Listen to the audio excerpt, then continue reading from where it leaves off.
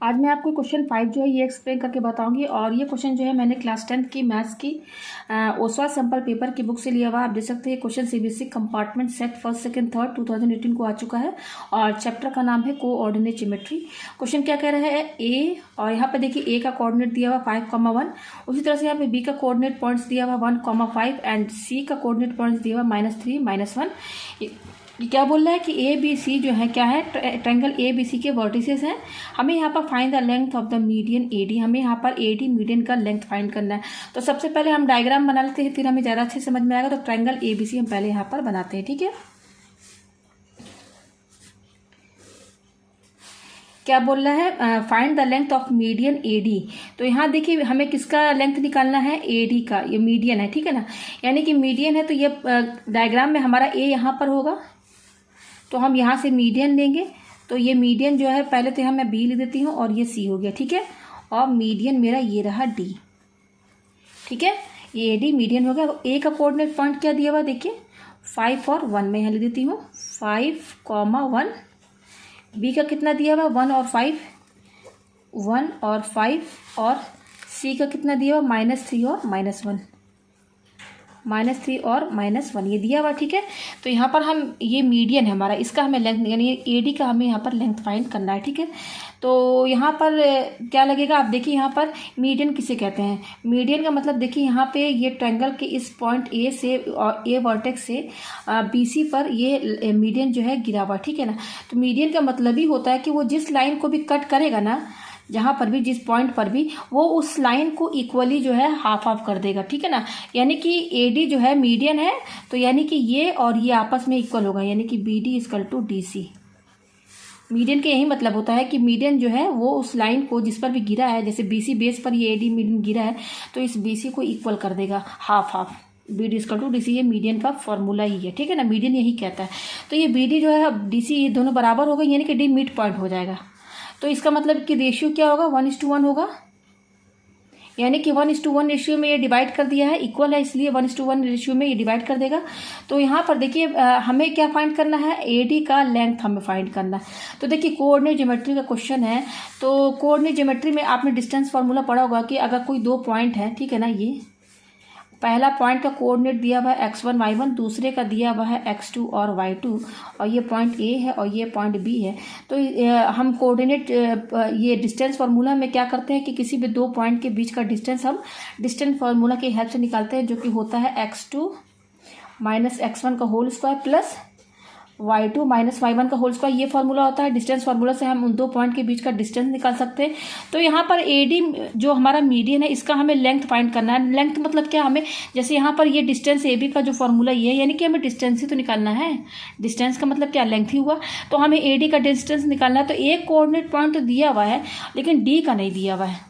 अगर डी का भी कोऑर्डिनेट पॉइंट होता, जैसे ए का 5,1 दिया हुआ और डी का भी अगर कुछ रहता, तो यहाँ पर हम क्या करते हैं, यहाँ पर ए और डी का डिस्टेंस हम कैसे, लेंथ कैसे निकालते हैं भाई, डिस्टेंस फार्मूला के हिसाब से निकाल लेते हैं इसलिए। तो अब हमें यहाँ पर पहले क्या करना होगा कि डी का हमें यहाँ पर कोऑर्डिनेट पॉइंट्स पता करना होगा। तो हम वो कैसे पता करेंगे, तो देखिए इस क्वेश्चन में आपका डिस्टेंस फार्मूला और सेक्शन फार्मूला दोनों यूज होगा। तो देखिए डी का कोऑर्डिनेट पॉइंट कैसे पता करेगा, तो सबसे पहले मैं ये बी सी लाइन लेकर चलूँगी, ठीक है, केवल बी सी।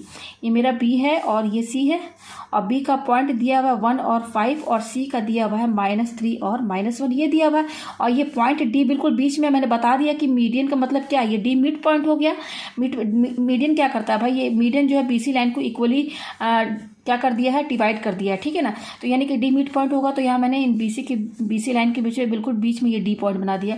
तो इसका हमें कोऑर्डिनेट पॉइंट पता करना है। तो यहाँ पर लगेगा सेक्शन फार्मूला, यहाँ पे लगेगा सेक्शन फार्मूला। सेक्शन फार्मूला क्या कहता है कि मान लीजिए आपका दो पॉइंट दिया हुआ है x1 और y1, और दूसरा दिया हुआ है आपका x2 और y2, ठीक है। और कोई पॉइंट यहाँ पे ये मान लीजिए a है और ये b है, ये भी सेक्शन फार्मूला मैं समझा रही हूँ। और इसी a b के बीच में कहीं कोई पॉइंट p है, ठीक है। और इस P पॉइंट ने इस AB को m/n में डिवाइड कर दिया है। अच्छा, यहाँ पर जो D पॉइंट है BC को 1:1 में डिवाइड कर दिया। 1:1 क्यों, क्योंकि ये BD = DC बराबर है, इसलिए ये 1:1 रेशियो हो गया, ठीक है।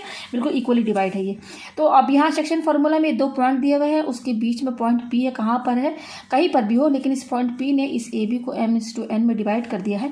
तो सेक्शन फार्मूला में हम इस P का जो कोऑर्डिनेट मान लेते हैं हम XY, तो सेक्शन फार्मूला के हेल्प से हम इस पॉइंट P का कोऑर्डिनेट कैसे निकालेंगे, उसका तरीका क्या है, x equal to m x2 plus n x1 upon m plus n और y m y2 plus n y1 upon m plus n, ये तरीका होता है।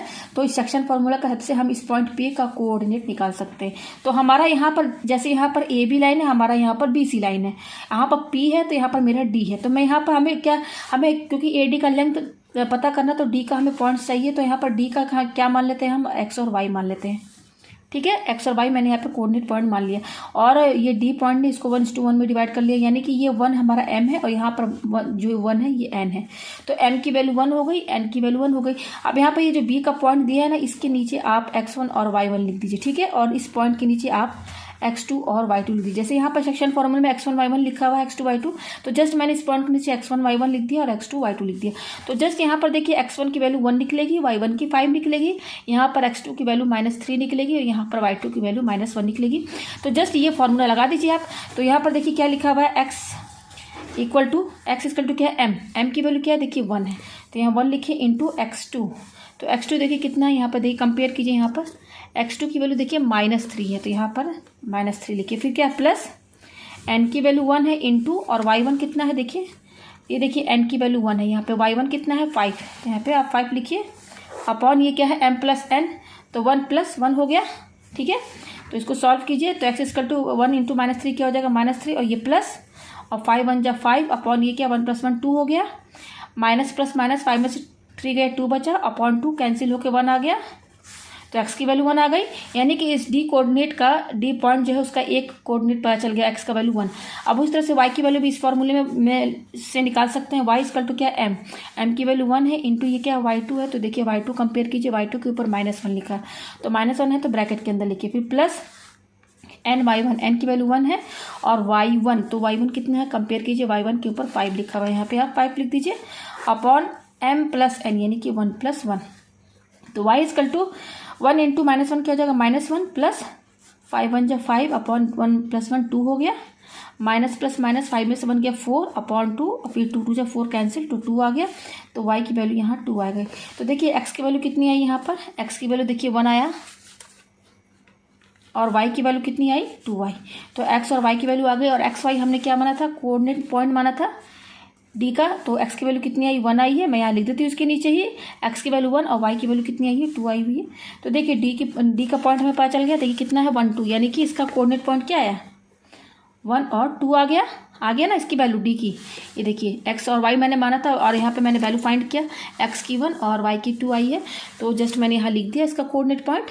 D का कोऑर्डिनेट पॉइंट मैंने क्या माना था x और y ना, तो यहाँ पर x की वैल्यू 1 और 2, तो D का भी पता चल गया और A का दिया हुआ था। तो अब हमें ये मीडियन AD का लेंथ फाइंड करना है, तो अब मैं AD का डायग्राम केवल बनाऊंगी यहाँ पर। ठीक है ना, ये मेरा A, इसको मैं सीधा बनाती हूँ। ठीक है, ये मेरा A है और ये मेरा D है। हमें ये मीडियन AD है ना, यहाँ पर देखिए AD मैंने यहाँ ले लिया इसको। तो A का पॉइंट कितना दिया हुआ है 5 और 1 और D का कितना निकाला है हमने 1 और 2 ये निकाल दिया। तो AD का लेंथ फाइंड करना है, यानी कि डिस्टेंस फार्मूला यहाँ यूज़ होगा। तो सबसे पहले इस पॉइंट के नीचे आप x1 और y1 लिख दीजिए ताकि वैल्यूज लेने में आसानी हो, और इसके नीचे आप x2 और y2 लिख दीजिए।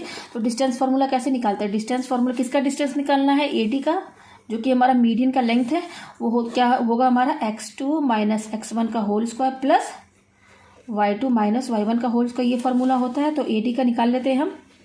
AD हमारे यहाँ पर क्या है D ही है, ये D हमारा स्मॉल d ये है, ये डिस्टेंस फार्मूला का ये डिस्टेंस निकालने का मैंने स्मॉल d माना है, जो कि AD है हमारा। ठीक है, तो AD इक्वल टू जो कि डिस्टेंस ही निकल रहा है, तो ये क्या हो जाएगा x2 माइनस x1। तो x2 कितना है देखिए कंपेयर कीजिए 1 है, माइनस x1 कितना है देखिए 5 है, कंपेयर कीजिए 1 माइनस 5 का होल स्क्वायर प्लस देखिए y2 कितना है इसके ऊपर 2 लिखा हुआ है माइनस, और y1 कितना देखिए कंपेयर कीजिए 1 है का होल स्क्वायर।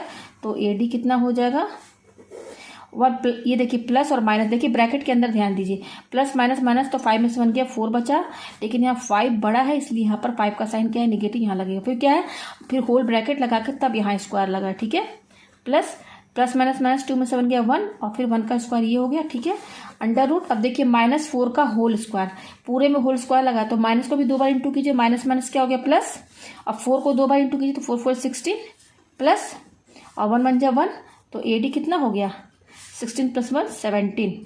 तो ये इसका आंसर है, मतलब कि हमारा जो ये मीडियन है AD, इसका लेंथ कितना आया है, √17। तो उम्मीद है कि आपको ये क्वेश्चन अच्छे से समझ में आ गया होगा। इस क्वेश्चन में डिस्टेंस फार्मूला और सेक्शन फार्मूला दोनों यूज हुआ है।